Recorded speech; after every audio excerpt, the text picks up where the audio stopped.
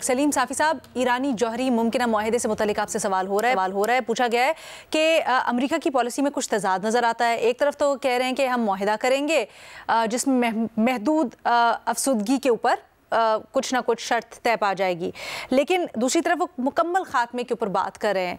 आपके ख्याल में क्या ये रवैया अमेरिका का मुज़ाकरात को सबूताज कर सकता है? देखिए, अमेरिका के और ख़ुसूसन जो ट्रंप एडमिनिस्ट्रेशन होती है उनके पॉलिसियों में इस्तेहकाम नहीं होता, लेकिन मुज़ाकरात तभी कामयाब होंगे जबकि ईरान के पुरअमन एटमी प्रोग्राम और उसकी इजाज़त होगी। उससे कम ईरान किसी चीज़ पे नहीं मानेगा और अमेरिका को भी चाहिए कि वो अपना ज़हन, अगर वो ईरान के साथ चाहता है तो उसकी पुरअमन एटमी प्रोग्राम को जारी रखने की उसको इजाज़त देनी होगी। लेकिन अगर अमेरिका इसी तरह कभी एक शर्त सामने लाता है, कभी दूसरी, क्या अगर वो उसके एटमी प्रोग्राम को मुकम्मल ख़त्म करना चाहता है तो मेरे ख़्याल में इस पे ईरान राज़ी नहीं होगा। बहुत शुक्रिया सलीम साफ़ी साहब। अगला सवाल सोहेल वड़ा भेजा गया है। सोहेल साहब, आपसे पूछा जा रहा है, क्या बानी पीटीआई का एहतजाजी तहरीक में उमर अयूब और सलमान अकरम राजा को आगे लाना, अली अमीन गंडापुर, गौहर अली को पीछे रखना पार्टी को मुत्तहिद करेगा या अंदरूनी इख्तलाफात को मजीद हवा देगा?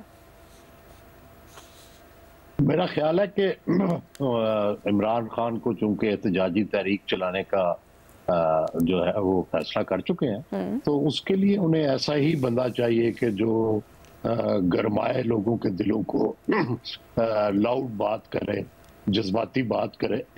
तो उसके लिए ये दोनों ठीक है, सलमान अकरम राजा साहब भी और जो है उमर अयूब। लेकिन क्वेश्चन ये है कि ये तहरीक मुझे कहीं जाती नजर नहीं आती, अगरचे किसी नाकाम जो तहरीक होती है उसके भी असरात होते हैं, लेकिन इससे कोई फैसला कुन फवायद नहीं मिलेंगे, कोई रिहाई नहीं मिलेगी। अल्टीमेटली डायलॉग में ही रिहाई मिलनी है।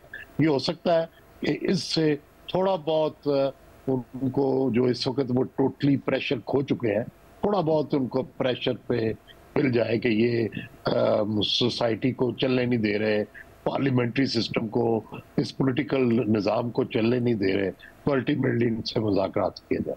सर, आपको मकसद क्या नजर आ रहा है इस एहतजाज के पीछे? क्या वाकई में रिलीफ लेना या कुछ और?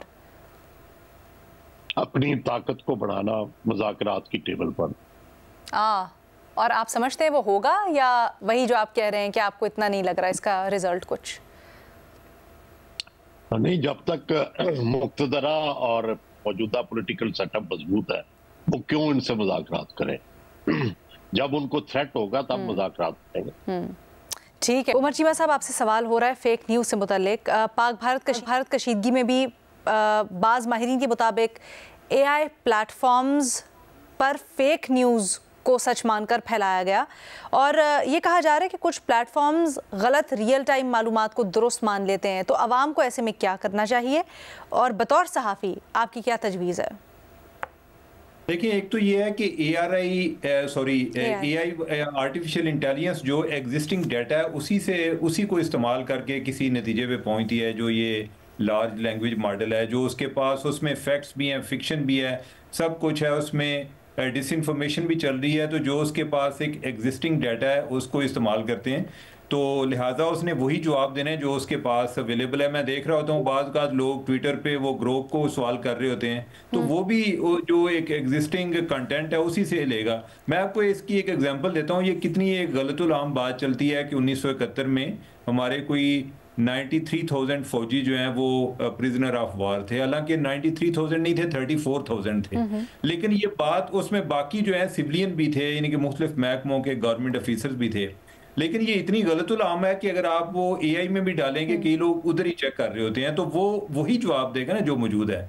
और ये एक इंटरनेशनल कंसर्न आ रहा है। मैं अगले दिन पढ़ रहा था, कोई जो AI का एक बड़ा गुरु समझा जाता है, जो इसका पायनियर समझा जाता है, वो अपना कोई एक नॉन प्रॉफिट ऑर्गेनाइजेशन बना रहा है और उसमें वो कहते हैं कि ये जो एक कैटेगोरिक स्टाइल में जवाब देते हैं ना, यस और नो, हमें इसको कल्चर को ख़त्म करना चाहिए, क्योंकि हमें जो अवेलेबल मटेरियल है हम उसकी बुनियाद पे अहज़ कर सकते हैं। हम कह सकते हैं कि अंदाज़ा है कि ये ठीक हो, हमें कतईयत से बात नहीं करनी चाहिए। तो ये एक कंसर्न जो है ये बड़ा वाइड स्प्रेड है, इंटरनेशनल है, और इसको फिक्स करने की भी कोशिश हो रही है। बाकी जो लोग हैं, लोग बाकी अगर कोई सच की तलाश में है तो उन्हें जो फैक्ट चेक ऑर्गेनाइजेशन है उन पर भी ट्रस्ट करना चाहिए, और अगर वो अपनी मर्जी की बातें सुनना चाहते हैं तो फिर एआई भी उनको काफ़ी बता देगी। ऑल्सो जनरली जो रिसर्च के मेथड्स हैं वो भी तो अवेलेबल हैं, तो सिर्फ एआई पे इन्हिसार नहीं, अपनी कुछ क्रिएटिविटी और क्रिएटिव सवालों का इस्तेमाल करके गूगल के ऊपर भी इंफॉर्मेशन है, किताबों से भी इंफॉर्मेशन ढूंढी जा सकती है। आई थिंक लोग ओवरऑल जो एक बड़ी मायूसी वाली बात मैं तो कहूँगा कि लोग ओवरऑल जो उन्होंने अपने सच तराशे हुए ना, उसी की वैलिडेशन के लिए वो निकल पड़ते हैं ना। अगर तो वाकई वो सच की तलाशी हो तो मीडिया में जो कई ऑर्गेनाइजेशंस हैं जो इस पर काम कर रही होती हैं तो उन्हें उस पर ट्रस्ट करना चाहिए। एब्सोल्युटली, बहुत शुक्रिया उमर चीमा साहब। साहब, अगला सवाल आपके लिए, आपसे पूछा जा रहा है, गजा की जानिब इंसानी इमदाद लेकर जाने वाले जहाज़ अपनी मंजिल की तरफ गामजन हैं, और इस जहाज़ पर मारूफ माहौलियाती कारकुन ग्रेटा थुनबर्ग समेत 12 अफराद सवार हैं जो इसराइल की जानिब से गजा पर गैर कानूनी नाकाबंदी के खिलाफ एहतजाज करते हुए इमदादी सामान पहुँचा रहे हैं। क्या ये अमल मौसर साबित हो सकता है?